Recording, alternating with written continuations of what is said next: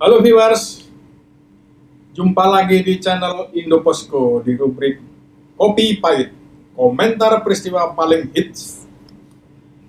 Kali ini kita akan membahas tentang kepartaian ya, lagi-lagi tentang partai ya, karena memang lagi kita bicara partai ini kan sepertinya nggak ada matinya lah ya. Karena kan partai ini, partai politik maksudnya itu sangat menentukan perjalanan bangsa ini ya. Jadi kita berpijak dari kasus hebohnya Partai Umat yang dipimpin oleh mantan ketua MPR, mantan tokoh PAN yaitu Amin Rais. Partai Umat adalah sebuah partai politik di Indonesia yang didirikan oleh Amin Rais. Partai ini dideklarasikan pada tanggal 29 April 2021. Telah mendapat pengesahan sebagai partai politik di Indonesia dengan terbitnya surat keputusan Kementerian Hukum dan HAM pada tanggal 20 Agustus 2021. Dalam deklarasi awal yang dilakukan pertama kali dihadiri oleh sejumlah tokoh, diantaranya MS Kaban, mantan Ketua Umum Partai Bulan Bintang dan mantan Menteri Kehutanan di Kabinet Indonesia Bersatu, Buniyani, Mustafa Nahrawardaya, dan beberapa tokoh lainnya. Dalam deklarasi itu ditunjuklah seorang tokoh pemimpin muda yang bernama Dr. Ing Haji Ridho Rahmadi Eskom MSc sebagai Ketua Umum Dewan Pengurus Partai. Nah, jadi ada kehebohan-kehebohan di situ sehingga memunculkan sebuah isu atau sebuah pemikiran orang-orang bahwa ternyata mendirikan partai itu ada kesulitan-kesulitan yang harus dilalui, kemudian tidak seperti membalikan telapak tangan, mentang-mentang ada tokoh langsung partai itu jadi. Padahal sesuai dengan undang-undang pemilu, membuat partai itu banyak sekali syaratnya. Nah, kita ke Partai Umat dulu ini, Bang. Jadi sebelumnya kita kenalkan dulu editor senior kita, Mas Wahyu, sekaligus pengamat abal-abal kita. Pengamat abal-abal. Lalu di sana ada Bang Aro, halo, pemimpin redaksi Indoposko.id dan Indoposko Koran. Kita ke Mas Wahyu dulu ya. Ceritanya apa yang terjadi dengan Partai Umat itu sampai membuat heboh dunia perpolitikan? Partai Umat ini kan baru diri, baru ya. Usianya ya kurang lebih 6 bulan lah, baru April akhir dia baru berdiri nih. Tiba-tiba dua pentingnya Abu Mohsin sama Neno Warisman itu cabut dari partai ini gitu. Mohsin dulu baru Neno Warisman. Ya, Mohsin dulu terus Neno Warisman cabut. Nah, setelah Neno cabut diikuti oleh beberapa DPC. Ya, mereka satu persatu cabut. Nah, ini yang menarik untuk kita gitu kan, masa partai dalam usia seumur jagung udah ribut gitu kan. Ya. Gimana kalau nanti sudah kayak Golkar 20 tahun, 30 tahun, apa ributnya nggak makin hebat gitu. Belum punya duit aja udah ribut, gimana punya Belum duit? punya duit, belum punya kekuasaan, Bang. Iya, Baru mulai. udah ribut. Iya, udah ribut. Itu yang makanya kita lihat ini yang menarik sih kalau saya lihat bahwa ya ribut kecil-kecil udah ini gitu, udah terjadi. Padahal kan kita tahu bahwa Amin Rais itu kan tokoh reformasi. Iya. Nah, tokoh reformasi kok ternyata menjalankan reformasi partainya aja belum bisa gitu. Gimana Bang Aro? Kenapa itu bisa ribut tuh? Ya, tadi menyambung dari Mas Wahyu ya. Bang Agung ya, Agung Mohsin itu kan mundur lebih awal. Kenapa? Agustus. Agustus. Ya. Kemudian disusul dengan Mbak Neno Warisman di tanggal kemarin 2 Oktober ya, masih hangat lah kasarnya. Ya. Tentunya mundurnya ini kan ada tanda tanya. Ada apa? Yang pasti ada sesuatu yang tidak bisa diselesaikan di internal Partai Umat. Gitu. Jadi ada semacam perbedaan persepsi kemungkinan di level elit Partai Umat. Ya, bagaimanapun juga mereka kan elit politik di Partai Umat. Gitu. Ya. akhirnya ya sudah, lebih baik saya mundur saja. Gitu. Kenapa dia nggak berdoa? Neno Warisman kan kalau berdoa kan wah ya Bapak. Berdoa sambil dengan kenceng gitu. Tuhan aja diatur. Iya. Bang, menurut Ini beda Bang Ulbert. Kalau berdoa untuk umat bisa. Ini umat partai. Beda. Kalau partai kan tahu sendiri. Berdoanya dipilih-pilih ya. Bang Wahyu kan alasannya katanya itu Neno Warisman mundur karena ingin fokus ngurusin anaknya yang kuliah di Turki. Iya, katanya sih seperti itu Bang. Cuma kan kalau itu kan kok bareng-barengan apa semua anaknya di Turki semua itu. Itu kan alasan aja Bang. Sebenarnya kan kalau ngomong karena mau fokus ke anaknya, kenapa dia jadi pengurus partai 6 bulan yang lalu kan? Iya. Kenapa nggak dulu waktu diajak, nggak mau lah saya mau fokus anak saya. Iya, emang anaknya kuliahnya dadakan gitu. Iya, betul. Gitu kan. Jadi kata siapa sekjennya ya kalau nggak salah ya, sekretaris umum tuh, dia bilang karena fokus ngurus anak. Iya. Tapi dalam sebuah wawancara si Agung Musin ngomong begini, ya maklum aja kalau pada teman-teman pada keluar karena mereka tidak menemukan sesuatu yang diharapkan, yaitu partai yang demokratis. Maksudnya apa itu Bang Arif? Ya intinya kalau berbicara demokratis kan artinya mereka kecewa ini ternyata tidak demokratis. Maksudnya apa? Yang pasti ketika berbicara demokratis ada sesuatu yang tidak demokratis. Nah itu antara positif dengan negatif seperti itu. Itu yang mungkin ada sumbatan. Ada sumbatan politik. Ada kelompok elit baru katanya. Ya mungkin kita nggak tahu ya realnya seperti apa. Tentunya kemunduran ini kan yang tadi saya bilang ada apa di balik kemunduran ini. Nah, tapi salah satu pengamat bilang itu hal biasa dalam sebuah partai politik. Biasa, jadi justru nanti partai umat akan lebih mudah berjalan ketika terjadi kerikil-kerikil gitu loh. Lebih baik sakit di depan daripada di belakang gitu kali ya. Jangan sampai nanti begitu besar pecah akhirnya dualisme. Ada partai umat A, partai umat B gitu, atau independen lah. Belum punya uang, bubar dulu. Udah punya uang, udah kompak gitu. Gitu ininya. Kalau kalian anak muda sekarang kan kelas dulu baru dapat gitu. Kalau udah kelas temannya pertemanannya lebih kuat. Itu aja. Jadi memang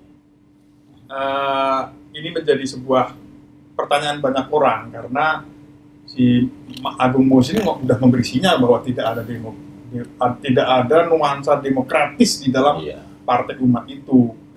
Nah, Mas Wahyu, jadi Agung Musin kan waktu itu ditanya kenapa dia mundur dan kenapa dia dan teman-temannya mundur. Dia bilang mereka kecewa karena tidak menemukan demokratisasi, unsur demokrasi di dalam partai itu.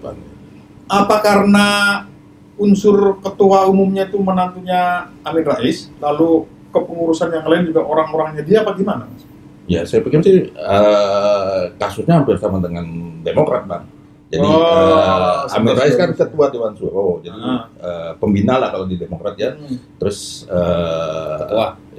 ketua umumnya menantunya Amin Rais. Mungkin itu yang salah satu menyebabkan gesekan di situ. Tapi kan kita nggak bisa langsung nebak bahwa pasti ini karena faktor kekerabatan itu belum tentu itu, Bang. Tapi mungkin secara penjalankan partainya mungkin agak otoriter gitu. Dia menempatkan orang-orang baru tanpa seizin dari tanpa diskusi lah ya, tanpa diskusi dengan wakil ketua umumnya. Iya, tanpa diskusi dengan wakil ketua umum, tanpa diskusi dengan kan sebenarnya kan kalau Dewan Suro kan lebih ke penasehat kan, lebih itu. Dia mungkin tidak minta itu.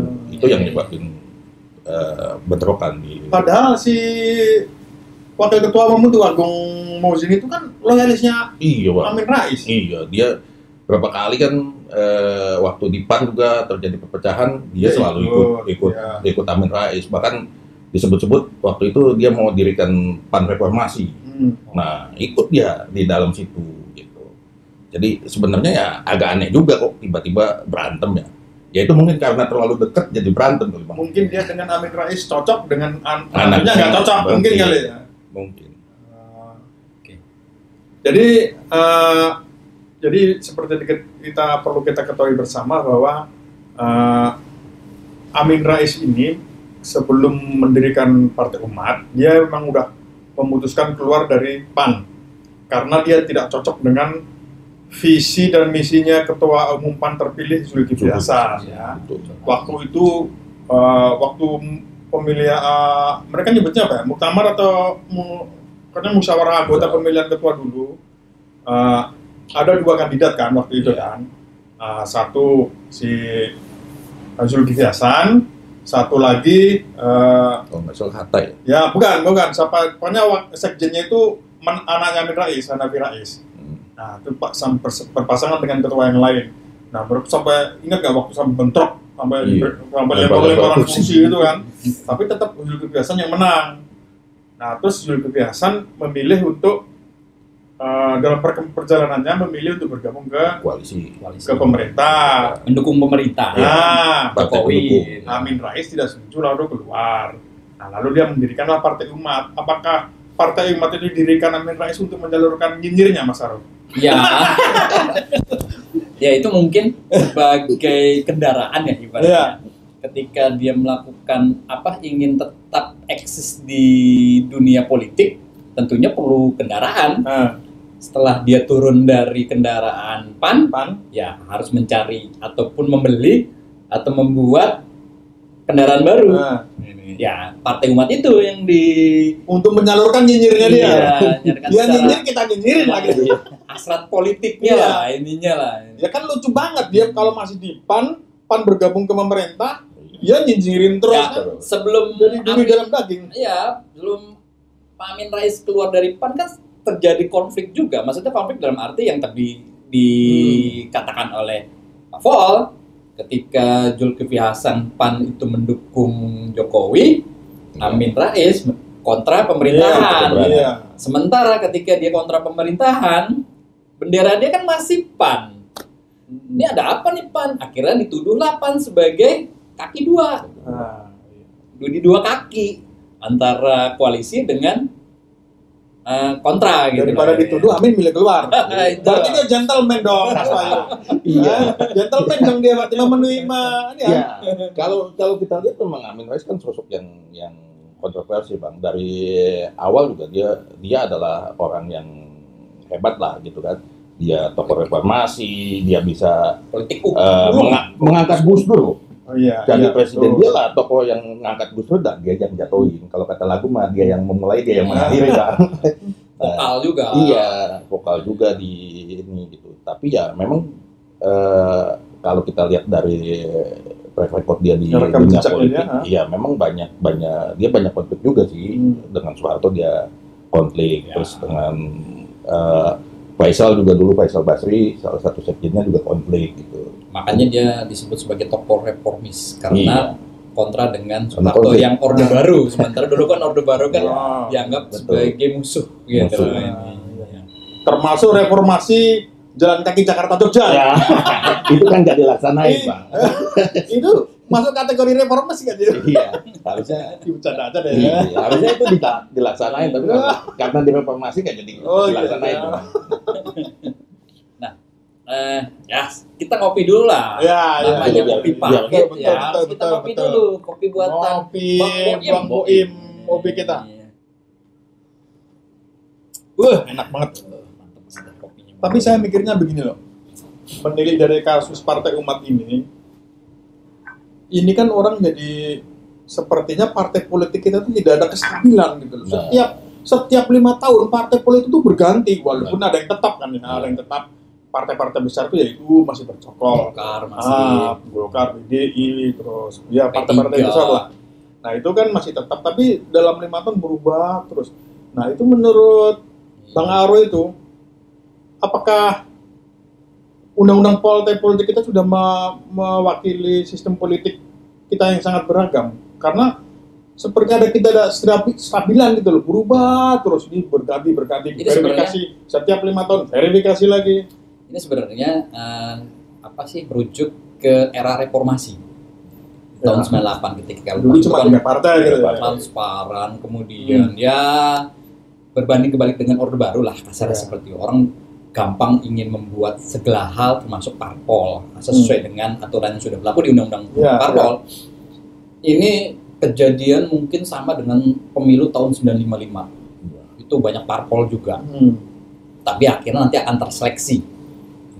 Dan kejadian munculnya Partai Umat ini ya itu ekses dari reformasi.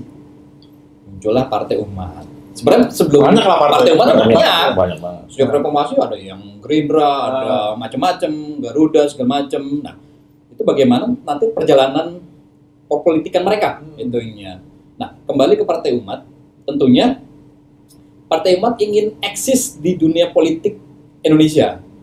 Ya, yang pasti sih nantinya akan mengincar kursi wakil rakyat, baik di pusat maupun di daerah. Ya, saat ini kan kita tahu Partai Umat sedang melakukan verifikasi ke Komisi Pemilihan Umum KPU. Ya, targetnya akan mengikuti pemilu di tahun 2024, pileg lah, pemilu legislatif. Proses-proses ini kan panjang, nggak semudah itu gitu. Sementara bikin partai gampang. Kita pun kalau mau bikin partai gampang. Ya. Kita bertiga bikin partai bisa. Yang penting punya duit ya. Tinggal bagaimana aja, eksistensinya aja. Proses tinggal laku apa enggak? Ya. Nah, Mas Wahyu, Partai Umat ini nanti jualannya laku apa enggak? Mengingat ideologi dia kan banyak bersinggungan dengan partai-partai yang udah ada. Iya. Kalau kita ngelihat sejarah partai di Indonesia kan Partai Umat ini kan landasannya Partai Islam ya. Partai Islam itu dia tentu akan berbenturan dengan PKS, terus P3, PKB juga. PKB. Nah, ya apakah sosok Amin Rais, ya kita nggak tahu ya apakah presidennya sosok Amin Rais yang bakal dimajukan sebagai calon presiden. Dan kita tahu dalam beberapa kali pemilihan umum ketika Amin Rais diusung jadi presiden nggak laku juga bang. Nggak pernah menang. Nggak laku gitu. Jadi 11-12 sama Prabowo dia. Ya? Tapi lebih parah kayaknya bang. Kalau Prabowo masih lumayan lah. Ya. Gitu. Kalau Amin Rais hampir nggak pernah diusung sama partai politik sih gitu.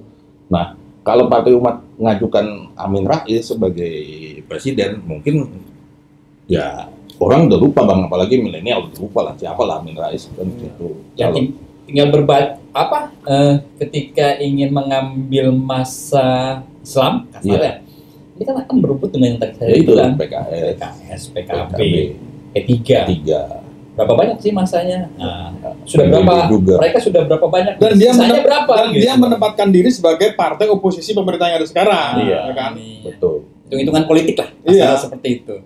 Walaupun pendirian, sebenarnya begini ya, buat informasi buat para pemirsa Indoposko sekalian, bahwa untuk mendirikan partai sesuai dengan undang-undang partai politik itu bahwa yang paling penting ya, bahwa dia harus memiliki kepengurusan di 75% dari setiap provinsi. Jadi misalnya dalam satu provinsi itu ada 20 kota kabupaten misalnya ya, dia harus ada kepengurusan minimal 75%. Ya, Nah, di atas 14. Nah, misalnya begitu. Kemudian di tingkat kota kabupaten dia juga harus pengurusan 50% dari total kecamatan-kecamatan. Nah, terus kemudian dia juga udah punya kantor, ada ART dan macam-macam. Saya kira itu yang agak sulit dan membutuhkan uang yang banyak. Ya. Jadi memang meskipun kemungkinan untuk membuat partai itu bisa banyak, mengingat jumlah penduduk kita kan banyak, uangnya juga banyak. Nah, jadi mungkin undang-undang kepartean ini memang membuka celah bagi siapa saja untuk mendirikan partai baru. Nah, masalahnya sekarang adalah apakah partai itu setelah lolos verifikasi KPU bisa ikut ke DPR, karena kan kabarnya DPR mau menaikkan parliamentary threshold bang dari 7% ke 4% ke 7%. Nah, itu kira-kira gimana nanti ya peluang partai-partai gerem itu ya? Sekarang aja banyak yang nggak lolos bang. kayak partai-partai baru kan kayak Perindo, PSI itu kan nggak lolos, PBB. Di tingkat pusat ya? Iya, itu nggak lolos di tingkat ini. Nah, kalau dia nggak lolos, otomatis dia nggak bisa nyalonin presiden, bang. Apalagi dinaikin 7%. Iya, apalagi 7%. Makin banyak yang kebakar. 4% aja nggak masuk, apalagi 7%, bang. Ya, data KPU kemarin di pemilu 2019 itu ada 14 parpol yang pusat. Ya. Kemudian yang daerah ada yang 19 parpol. Karena kan ada partai kurem kayak PSI, dia tidak bisa masuk ke pusat, tapi di daerah DPRD dia masuk kayak di DKI, Depok, kemudian daerah lainnya itunya. Nah, tentunya ketika kehadiran Partai Umat ya mencoba untuk mengambil simpati masyarakat supaya bisa menjadi peserta pemilu di 2024. Itu tinggal 2 tahun berapa bulan lah.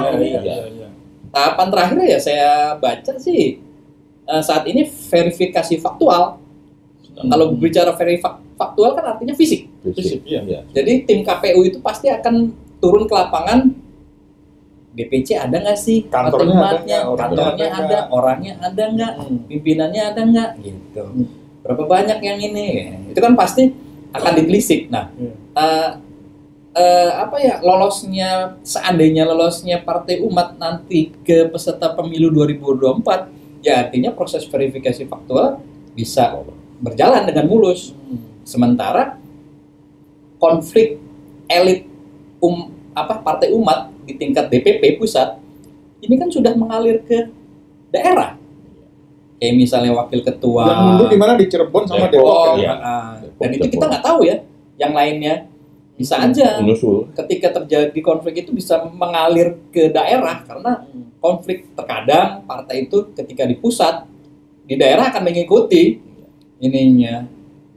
Ya efeknya itu nanti begitu verifikasi faktual, bener nggak kamu wakil ketua umum ini, wakil ketua Depok? Enggak, saya udah keluar. Nah, itu kan jadi bumerang juga, maksudnya mengganggu proses verifikasi faktual dari KPU gitu ininya. Tapi Mas Wahyu, saya lebih tertarik menyoroti Amin Rais, tokoh reformasi, ya kan. Nah, tapi orang bilang dia numpang reformasi. Dia yang tokoh reformasinya apa dia numpang, dia nggak tahu lah.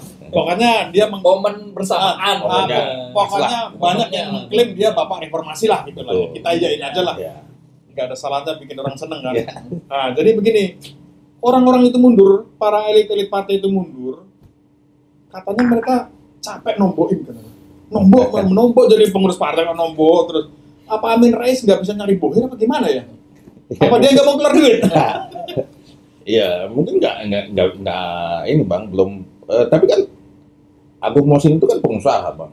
Lah makanya dia pengusaha, kalau keluar duit terus ya capek juga dia kan. Iya betul, Agung Mosin itu pengusaha terus. Tapi memang beberapa tokoh kayak Buniyani, terus Neno Warisman kan memang bukan itu. Tapi kan MS Kaban juga bekas menteri, mungkin bisa lah, mampu lah cari bohir Bang. Nah, kita ngelihatnya bahwa masalahnya sih kayaknya bukan masalah duit sih Bang. Masalahnya masalah ideologi lah, perbedaan ideologi masing-masing. Mungkin ada ego masing-masing antara Amin Rais dengan Agung Mosin dengan Neno. Padahal mereka udah bersahabat lama kan? Iya Bang. Tapi ya berbicara tentang partai politik, itu pasti akan berbicara dengan ketokohan. Iya, Pak. Kalau Amin Rais keluar bubar ke partai kan gitu kan? Itu menjadi catatan juga. Iya. Ketika Amin Rais sebagai tokohnya Partai Umat pendiri, jangan sampai nih Pak Amin keluar dari Partai Umat. Ketika dia keluar, ambles tuh. Nggak ada ketokohan. Walaupun dia nggak keluar, belum tentu gede juga partainya. Iya. Tapi masa kalau Amin Rais keluar, berarti dia kelas sama menantunya dong. Oh iya, nggak mungkin dia keluar ya. Minimal bisa mempertahankan. Iya. Masa dia ribut sama menantunya. Berbicara tentang biaya politik juga besar banget. Namanya politik kan harus otomatis ya buang duit lah kasarnya. Iya, awalnya kan harus buang duit. Iya. Tapi nanti narik kan Bang. Oh, berarti ada undang-undang partai Bang. Jadi berpolitik itu investasi ya? Iya, keluar duit dulu untuk dapat yang lebih banyak ya? Iya kan, negara ngasih berapa. Pemerintah atau negara itu memang menganggarkan dana untuk parpol, tapi ketika dia lolos. Iya, sesuai dengan jumlah suaranya ya kan? Kalau per suara dihitung berapa rupiah gitu kan, hitung-hitungannya gitu. Kalau nggak lolos ya nggak dikasih. Jadi ada catatan dari pemerintah seperti itu syaratnya. Oke, kita menarik ya membahas tentang partai politik ini nggak ada habis-habisnya. Panjang bisa sampai pagi nih. Bisa sampai pagi kita. Jadi intinya partai politik itu tidak ada kawan yang sejati. Amin Rais dengan yang berteman Iya, keroncong iya, aja udah iya, kabur ya kan. Iya. Kalau Politik itu bahasanya. Iya. Kiasannya makanya kita seperti jangan itu. main politik lah bang. Jangan ya. Iya, main politik. lah. Paling enak emang nyinyirin orang politik ya. Iya. Nyiring-nyiring tapi yang konstruktif lah. Ya. Oke. Ya udah kita ngopi dulu bang. Ya ngopi dulu. Ya. Oke guys, sampai di sini ngobrol-ngobrol kita ya, gibah-gibah kita tentang Amin Rais dan partai umatnya. Semoga konflik itu segera berakhir dan semoga partai itu lolos verifikasi ya. Kita sih nggak mengharap yang aneh-aneh, kita cuma nyinyir doang. Tapi kita tetap berharap buat partai umat supaya mereka berperan dan berkontribusi dalam dunia politik tanah air.